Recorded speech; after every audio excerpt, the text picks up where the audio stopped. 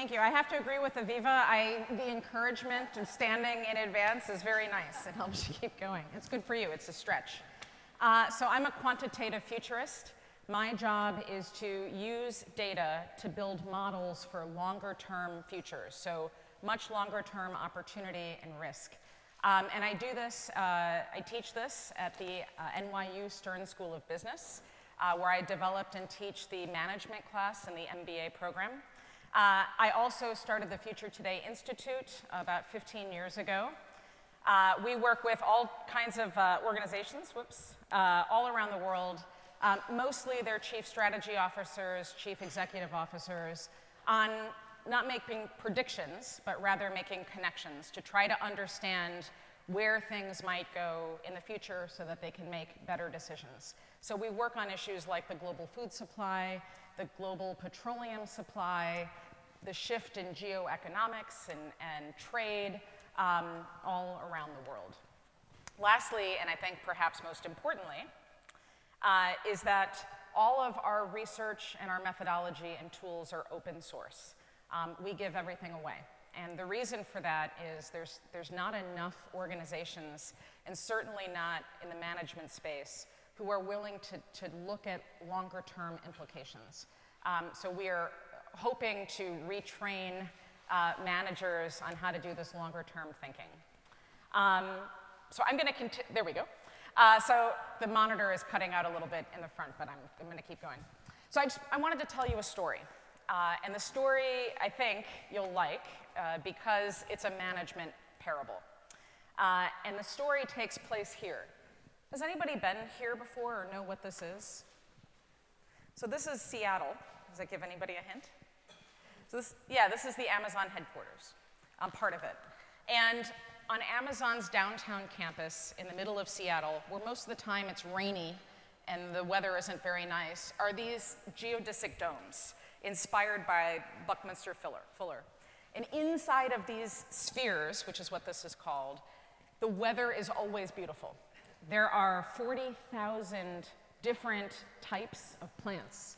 And if you go visit, you can take a tour, and a special docent will tell you something about all of the different plants. It's always 73 degrees with perfect humidity, no matter what's happening in Seattle on the outside. So in this beautiful space, in the middle of Amazon, downtown on their campus, they had a press conference. And the press conference was to talk about all of these new innovations in artificial intelligence. And so the press conference is going on for almost 2 hours, which is unheard of. And everybody's been listening to changes in machine intelligence and computer vision, all of these different discrete areas of artificial intelligence. And at the very end of this very long press conference, they make one final announcement. And it's this: Amazon microwave. Right, and so everybody thought it was a joke, because they've been talking about this very complicated scientific research, and at the very end of this very long press conference, in this beautiful place with the beautiful air, is a $59 microwave that Amazon made, and the key feature is it has Alexa, which means that you can talk to it. So the people at the press conference, a lot of them thought it was a joke. Other people thought, how American, right? Americans we're so lazy, we can't push the buttons on our microwave, which is already designed for people who are too lazy to cook, right? Now we have this ridiculous $59 microwave that we can command with our voices. And so basically that's the end of this day. And while everybody made fun of this microwave, I had a different view on it. And so that's what I want to talk to you about. I want to use my time with some of the world's greatest thinkers in this room and managers to talk about a microwave, if that's okay. So I think we're at a decision point. And my decision point when I heard about this microwave was, do we investigate it? Or do we say, what the hell? Why do we need this thing? And we'll forget about it and come back to it later. So I'm going to ask you that question. Should we investigate this microwave, or should we just consider it an outlier? I have two versions of this speech. So depending on which way we go, for real, I do. So depending on which way we go, so how many of you want to investigate it, see where we go? That was the correct answer, very good. The other one is, okay, so we're all going to investigate this, and we're going to see what this means. So basically, when confronted with issues like this, a microwave that you can talk to, organizations, managers in particular, they tend to go in one of two directions. They are pathfinders or they are bystanders. Another way to think about this is they are futurists or they are nowists, okay? And the futurist would say, I'd like to try to understand, using a methodology and some frameworks, how to relate this back to my organization and the work that I do. So we'll start there. A futurist-oriented company, a pathfinder company, is going to say, this is a strange thing, this microwave, but we've been talking about artificial intelligence for 2 hours, and now here's this microwave. I think we should ask the question, what does this microwave have to do with my company? Is there any way that I can make a connection? I'm not going to make predictions, because all futurists will tell you that it's mathematically impossible. There is no way to predict the future. I can predict the outcome of a football game, potentially. I could predict the outcome of the World Series of baseball in the United States.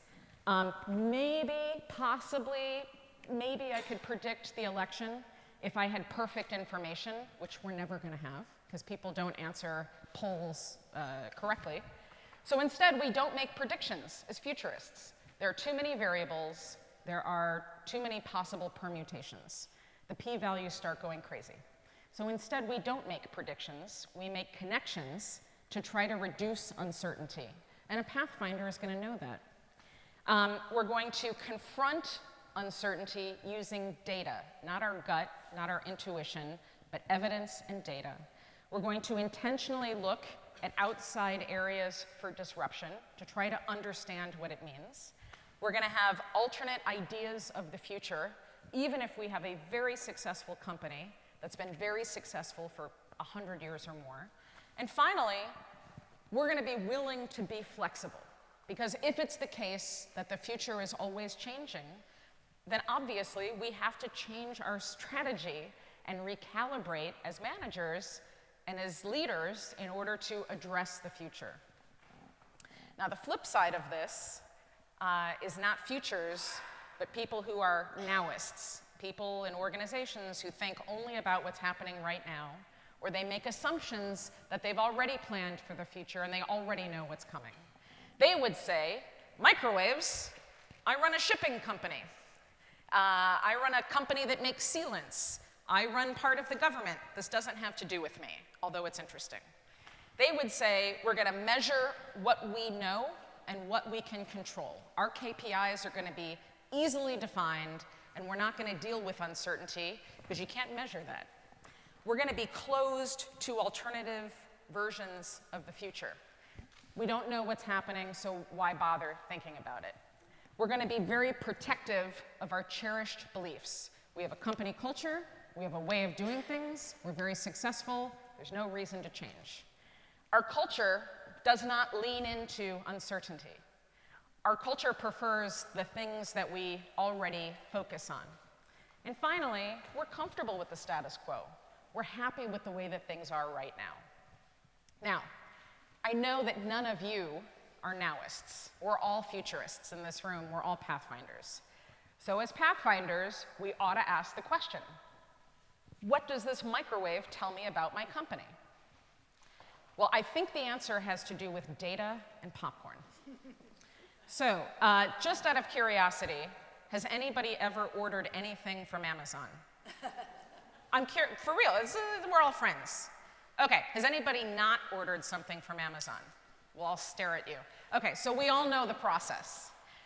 So what's happening when you order something from Amazon is that you're creating what are called PIIs, personally identifiable information. And you are creating PIIs everywhere that you go online. And if you've gone to a bank, if you've bought an air ticket, if you registered for this masterclass, if you're connecting with other people on LinkedIn, who you've met at the Drucker Forum. If you're reading the extensive media coverage of the Drucker Forum, all of these things that you're doing online follow you to the point at which you go to Amazon.com and you say, I want some popcorn. And so you search for popcorn, you order the popcorn, and the popcorn gets packaged and sent to your home. Now, at the point at which your box finally arrives at your house for what you've ordered, there's this huge pool of data. And all along the way, you are being scored. Inferences are being made about you. Correlations are being made about you. And lots of other companies are accessing all of this data. But the moment that the popcorn shows up at your house, guess what? The tap is turned off. Nobody knows what happened to the popcorn. Did you eat the popcorn? Did your child open the popcorn and make a mess all over the kitchen? Is it Tuesday afternoon, and normally you're at work, but today you're in your house at 1 o'clock in the afternoon eating popcorn with somebody else, right? All of a sudden, if we are talking to our microwaves, that pipeline gets turned back on, and we can start making lots of really, really interesting connections. So I think we ought to ask the question, well, what else does this crazy, ridiculous $59 microwave tell us about the future of your companies and about management in general? Well, to do this, we don't just brainstorm. We use strategic foresight frameworks, and we're going to do this in a rigorous way. And we're actually going to do it together because I believe very strongly in education and helping other people learn how to do this. So I'm going to ask you to do this with me. So we start with this. This is the 11 sources of all change that happens. Anytime that you're looking at the future of anything, whether it's artificial intelligence or governing or blockchain or quantum computing, whatever it might be, you have to look at that through these 11 lenses. And it's in these areas where most change emanates. Now, you're all very smart people, and I can see a few of you looking confused. What's wrong with this? There's only 10. There's actually a hidden 11th. And the hidden 11th one is represented by this lighter blue color that connects all the different lenses of change, the areas over which most of us don't have any control. Anybody want to guess what that blue might be? What the 11th one is? What's that? Yep, artificial intelligence, you're in the right realm. Data, it's technology. Yeah. And the reason that we don't create technology as a separate bubble is because we don't want to segment it for exactly the reasons that you both just said. Technology is part and parcel of every single thing that we do. So for example, if I want to understand the future of any one of the companies where any of you are working, I'm going to ask myself to think about it through the lens of public health. What changes do we see happening in public health? And what does that have to do with my organization? What changes do we see in the global distribution of wealth? And what does that have to do with my organization? So what we're going to do is, we're going to say to ourselves, what does this if we think about this microwave, and we think about your companies, and now we look at all of these different sources of change, what can we learn? So what we're going to do is start with wealth distribution, an area over which we have some input, but we don't control all of the variables. And we're going to look at payment systems and markets. So there's some interesting things starting to happen. Amazon has launched a credit card. Does anybody, by any chance, have this credit card? I only know a few people who are using it. And it's interesting, it's beautiful, of course, because it's an Apple credit card. But the really interesting thing, it's backed by Goldman Sachs, is that there's no interest. So if you're late on a payment, nobody's making any money. Now, this is very unusual because this is not how the credit system works. So Amazon has a credit card that is technically available for everybody, Although, Aviva probably knows well, there was a gender balance issue. Turns out men were getting really, really high credit limits to start, and women were getting relatively low credit limits. There you go. Google is launching new banking services, starting with a checking account, so you can start paying with your Google account for things. And of course, Amazon has been in the credit service for a very long time. But in none of these cases are any of the big players making a ton of money, the way that Visa or MasterCard or American Express or WeChat or Alipay might be making money. Which tells us something kind of interesting. It means that the value of the data is actually greater than the monetary value of the transaction. And that's the first time that we've seen anything like this. Which means that if you're talking to a microwave inside of your house, not only are you creating a transaction, but you're adding to this giant pool of data. So we're at a decision point again. Do we confront uncertainty and say, you know, I think we ought to dive a little bit further into these 10 sources, 11 sources of change? Or do we protect our cherished beliefs and say, all of this is crazy talk from Silicon Valley, doesn't have to do with us? I know that we're pathfinders and that we're all thinking like futurists, so let's confront uncertainty and see where this leads. Pathfinders would confront uncertainty with deep questions. This is something easy that every one of your organizations can start doing right away. In order to confront deep uncertainty, you have to ask deep questions about the future, and I have a few. Could there be some kind of new hidden future cause of inflation that affects everybody around the world that we've never seen before? Inflation that has to do with data and who owns all the data and gets to use all of the data.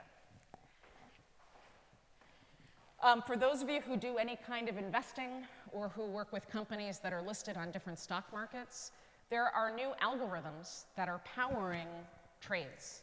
There are what are called quant funds. These are quantitative funds that don't entirely use a human, but rely rather on algorithms and data to make their selections and to make their investments in a fraction of a second. And the same thing with electronically traded funds. So there are fewer and fewer humans in the loop. Now, what happens if a company like Apple or Amazon could start using its proprietary data from credit cards to make trades on the stock market?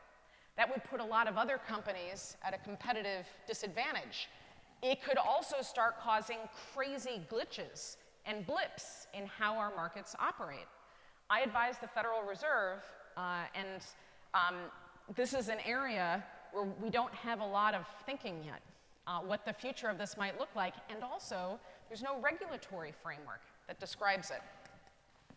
So we're talking about microwaves and data and new payment platforms and quant funds and ETFs, and I think we should keep going and talk about infrastructure and data systems.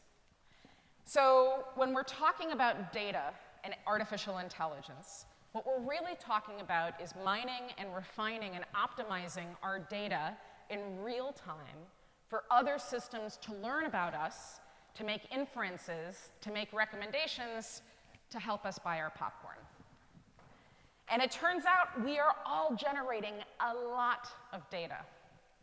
So Amazon has started to work in some new areas that I think might be interesting to you. A lot of people think of Amazon as simply Amazon.com, a place to buy stuff. But as it turns out, Amazon has some of the world's best artificial intelligence research. We just don't think of that company in the same way. One of the things that Amazon has been working on is emotion detection. So currently, if you talk to Alexa in any country where it's available, anywhere in the world, Alexa recognizes who you are. Who? Pretty soon, the system will recognize what you are. It's taking a baseline read of your voice, and over time, it looks for changes. So do you normally talk like this, and then all of a sudden you're talking really quietly and slowly and low? Or on a different day, are you talking very, very fast? Are you sneezing? Are you coughing? What Amazon is starting to understand is, for each individual person, are you depressed? Are you going through a manic phase? Have you had a stroke, but maybe you don't know it yet? Do you have Parkinson's disease, and maybe it hasn't been diagnosed? Do you have a cold? Do you have the flu? And in many ways, Amazon will know this about you before you might even know yourselves. And that's potentially very useful and very beneficial, right? Walmart, which is America's largest retailer, is also working in this space. So this is a shopping cart that they haven't deployed this yet, so it's still in the research phase. But the idea is that an American shopper would go into their Walmart, and they would get one of our giant American grocery carts that you've probably seen. These things are huge. So you go in, and you put your hands on the shopping cart, and immediately it takes a read of your pulse, your heart rate, how much oxygen you've got, and it tries to figure out your level of stress.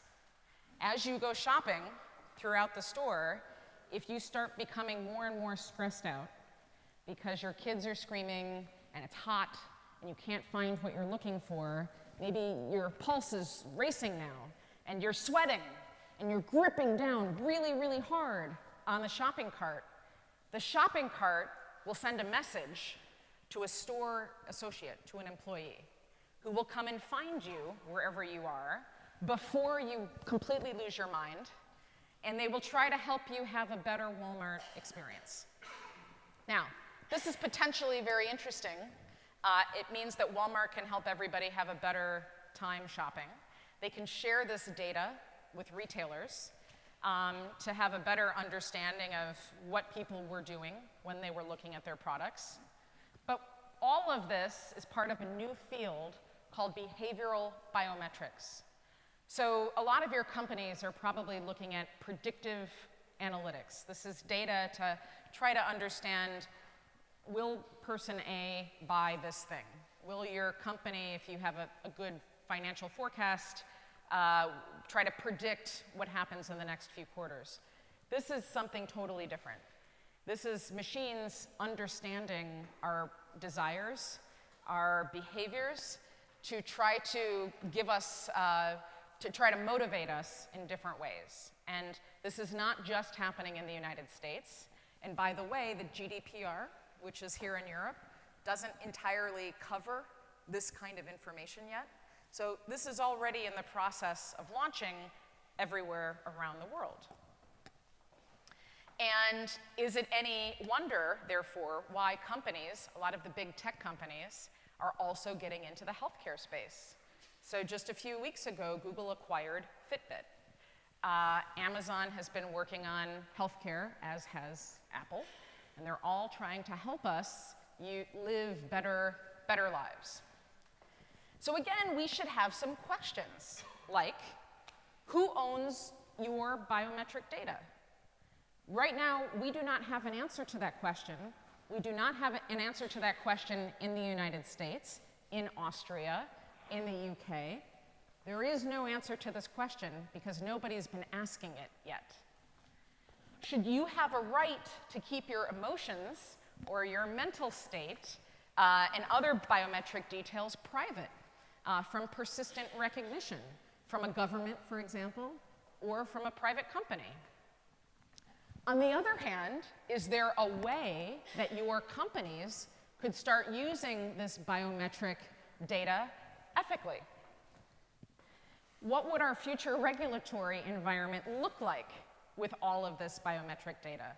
Compliance, if you do any kind of international business, is going to start becoming very, very complicated and confusing and difficult as a result. So we're talking about microwaves and data and new payment platforms and emotion detection and behavioral biometrics, and I think we should keep going. And now let's talk about infrastructure instead of digitally, infrastructure within our cities and our towns and our countries and our homes. So there are all kinds of automated tools and systems coming to market pretty soon. I used to live in Japan. I also used to live in China. And when I lived in Japan, there were all kinds of very interesting devices and innovations. We're starting to see some of this now in other countries around the world. So in addition to a microwave that you can talk to, there are smart thermostats, smart phones, obviously. There are smart plugs. There are Roombas. This is a toilet that has a blue stripe that looks kind of like the same blue from Alexa, if you use any of the Alexa devices. That is an Alexa-powered toilet. Yeah, you should be laughing, because that is insane. I guess the idea is you go to your bathroom, and you talk to your toilet, I guess, and then you go to the bathroom, and then I don't know what, you talk again. So we've got all these different devices. Our homes are constantly mining and refining our data all the time. And now here's where things get really, really interesting. Lennar is America's largest home builder. And recently, Amazon and Lennar entered into a pretty interesting partnership. Amazon is now building houses. So if you want to have a truly smart home, not with one or two devices, an Amazon toilet, but rather an entire home that is smart, that works on a computer system, you can now get one. And these homes are not expensive. And they're also not in the wealthiest cities. I grew up in Chicago, in a very blue-collar working neighborhood. Down the street from where I grew up, there are a whole bunch of Amazon smart homes that are very affordable. And what's interesting about these homes is that they come with a person. So if anybody in this room has had to help their parents get on their Wi-Fi networks, if you're the technical support for your family, like this maybe is a good option for you. So you buy the home, a person shows up, they connect everything for you, they help you remember your passwords. If something goes wrong, there's always a person there to fix it. And guess what? If you really like this and maybe you want to buy an Amazon home, where do you think you go to buy one? Does anybody have any idea?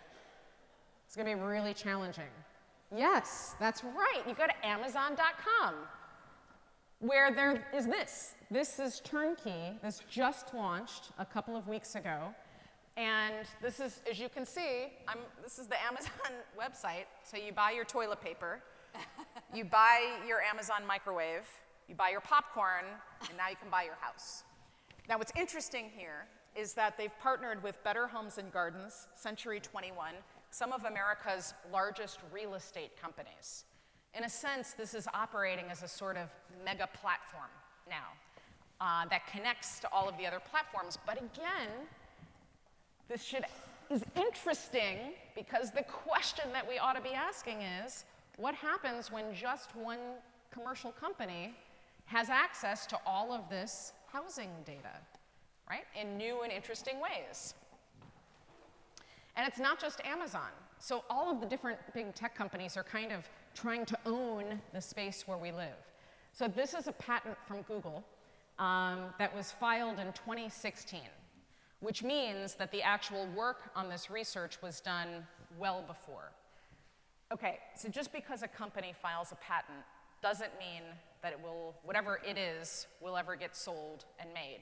But this one, of all the patents that I've seen, was really interesting because of what it promises about the future. So imagine, if you will, you've had a long day at work, running your company. You come home, you go to your bedroom, you want to change out of your work clothes. There's a giant security camera in your bedroom, as you can see. And for some reason, there's a Roomba on the ground. I don't know why. And so you come home, and the camera notices you. It recognizes you. It knows what time it is. And it says, as you can see, I noticed from a Bluetooth speaker, it says, I noticed you have a copy of The Godfather on your bed. The movie based on the novel is showing tonight at 9:30 on Channel 5. So maybe on the one hand, that's very nice. It tells you what you want to do. On the other hand, would anybody in here be okay putting a giant Google security camera pointed at your bed? No? Really? Really? Well, here's why I'm asking you that question. Because already there's some new research at MIT that uses Wi-Fi for detection. So all they need is a Wi-Fi signal to detect who's in the house and what they're doing and things like that. We're talking about voice recognition. We're talking about shopping carts that know if you're going to have a freak out because you're very upset in a Walmart, right? We're talking about microwaves you can talk to. Do you think any of these companies need a camera to see who you are? No, of course not. We're surrounded by devices that are constantly recognizing us. And GDPR all you want, it doesn't cover a lot of these things. Yeah. They will need a camera to lip read what I'm whispering. You think? I would invite you to come with me to MIT sometime where they can watch your lip reads using Wi-Fi. It was in 2001 Space Odyssey where yeah. Kill the astronauts. Yes. Otherwise, there will be a danger to the computer. That's right. And this is part of the problem. Part of the problem is that our ideas about the future come from very powerful storytelling from the past. It's one of my most favorite movies. My favorite movie is Dr. Strangelove. Did you ever see that? It's still good. You should watch it again.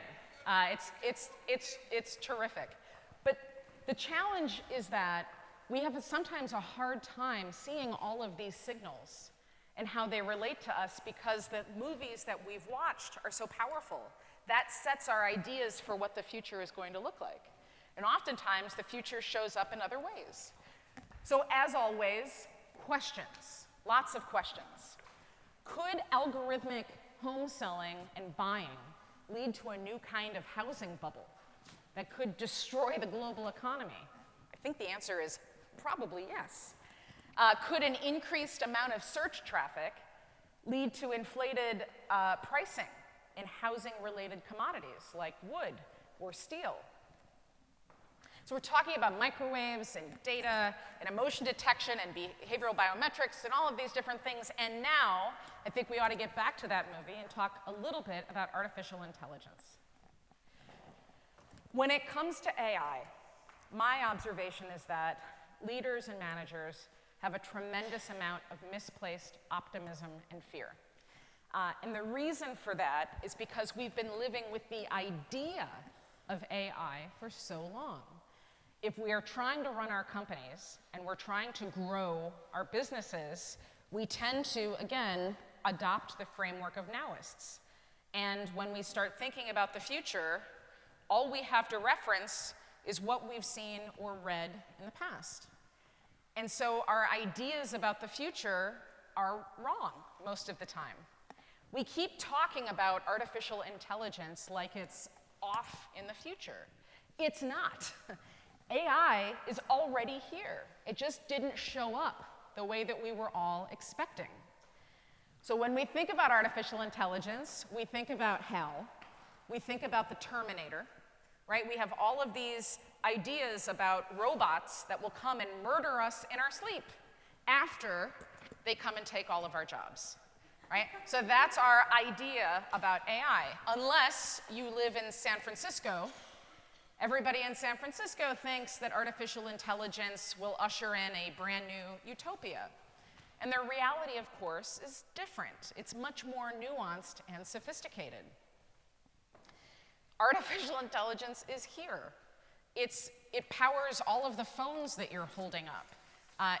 If you drove in a car that was manufactured after the year 2010, the anti-lock brake systems is artificial intelligence. The spam filter in your email is artificial intelligence. AI is all around us. What we have is what's called artificial narrow intelligence. This is when a system can do something the same as we can or better, okay? So there's a ton of it. But I wanted to show you a couple of additional examples of AI. So there's a software engineer named Philip Wang who worked at Uber. And over a weekend, for fun, he built a website, this website, and it's called thispersondoesnotexist.com. And he took facial recognition algorithms and a whole bunch of photos that were available and processed everything using a NVIDIA toolkit. And basically, if you go to the website and just hit refresh over and over again, whoops, you will get, there we go, just image after image after image of people. And these look pretty good. And this was not a complicated project. This was just a guy playing around on the weekend. So here's all kinds of faces of people who look very real who are not. And then for fun, he also made one for cats called thiscatdoesnotexist.com. It was not as successful. It's really, they're funny, so I thought I would show you a few. They're really awful. Yeah, horrifying, bad-looking cats. All right. There have been some recent advancements in artificial intelligence that you should be aware of. So AI systems have started to invent their own strategies. So you're probably familiar with AlphaZero. This is the DeepMind algorithm that learned how to play Go. It learned how to play Go really well. And then it learned how to play 3 different games, chess, Go, and shogi, which is a Japanese version of chess. And it learned how to do all of that without a human in the loop. And it got really, really good. The way that it got really good was that at some point, the AI system decided that the human strategy, the human way of management, wasn't as good as the system that it built on its own. So at some point, even the best Go masters in the world could no longer understand why was this game winning over and over and over again. It didn't make sense. And the reason was because it was a strategy that we didn't understand. It's also been learning different types of games. So games like Capture the Flag, which is about complex cooperating and collaboration, which tells us that AI is now making choices, not decisions, like a traditional decision tree, correct or incorrect, but making choices about the future. So the question we ought to ask is, well, who are these people who get to choose the data sets that these AI use? Are the AI systems biased against new or novel risk factors? The answer is yes. Is it biased in gender? Yes. Is it biased against every single one of us in some way? And the answer is yes. So we're talking about microwaves and emotion detection and predictive analytics and AI. And the question that I'm going to end with is this. What is the connection between all of you, all of your companies, and all of these things? The answer to that question is, this is the constellation of signals that is shaping your future. And with so much disruption, you might say to yourself, we've got to get through the next couple of quarters. We cannot, you've just told us we can't make long-range plans because there's so much uncertainty. And I would say, I've got a framework for that. A futurist would never try to predict the future. We would always try to ask good questions, use data, and reduce uncertainty. So this is how we think. As a futurist, I don't use a timeline. A timeline would assume that I already know what's going to happen. So you can use a timeline for your budget process, or for workflow and staffing, or for new products and services. But when you're thinking about strategy over the longer term, a timeline doesn't work. You have to account for uncertainty. So at the beginning, and I've just got years down here for points of reference, we would always change the number of years depending on what we're doing. But for our purposes, the very present day, the cone is narrow. It intersects because we have the most data that we're ever going to have, and therefore we have the most certainty that we can possibly have. But the further out in time we go, the wider the cone gets. And that's because we have less data, less evidence, and therefore less certainty. At the beginning of this cone, we can make decisions about tactical work, about changing your staffing a little bit, about new small investments. You can make budget changes. You can ask some of the questions around innovation. You can do that work. But all of that must be done in service of whatever your strategic planning is. I have seen so many large companies and the C-suites of large companies tell me that their long-term planning is 18 months or 2 years. A few of them will do 5 years, which is crazy. What happens after that? You have to continue thinking into the future, which is why you have to, whatever your strategic planning is, that has to be done in service of your vision for your industry and your organization. And that must be done thinking about how the entire thing evolves. How does the entire future of your industry, of your competitive set, of everything evolve over the long term? The problem is that most big companies, especially large companies, get stuck going between tactics and strategy over and over and over again. And that's so much work that it feels to them that, this is my timeout, it feels to them that they're doing the longer term planning. You have to get used to working at both ends of the funnel at the same time, the near and the long term. And you have to ask about the evolution of your field, because what happens when computers start creating and executing their own management strategies in fractions of a second? We are probably looking at a chief AI officer at every organization pretty soon. And a lot of companies think they can cede these decisions to an algorithm that will somehow magically make everything better. How is management going to have to change in our era of automation? And what is your role as a human in all of this? So it's too early to start drinking. I know, we've got a long day ahead of us. So here's where I want to end. I believe right now that humans are more agile than machines.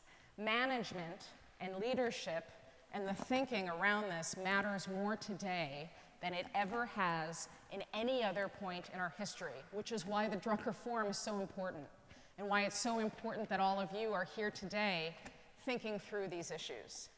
I believe that you are in control of your own destiny, but failing to plan is planning to fail. We all have to start doing a better job of thinking like futurists. And that is why I told you this ridiculous, crazy story about a $59 Amazon microwave you can talk to.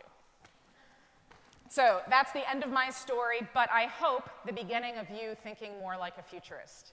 You got to choose to be a pathfinder. You have to ask deep questions. You have to make connections, think near and far simultaneously, and confront deep uncertainty. This presentation, along with a bunch of other research, is in this folder for you. So if you go to this link, this is just Dropbox. Everything that I've just explained is there, along with a workbook, and all of our information is open source. You are free to use it however you'd like. I'd like to thank you so much for your time and attention. Thank you, Amy.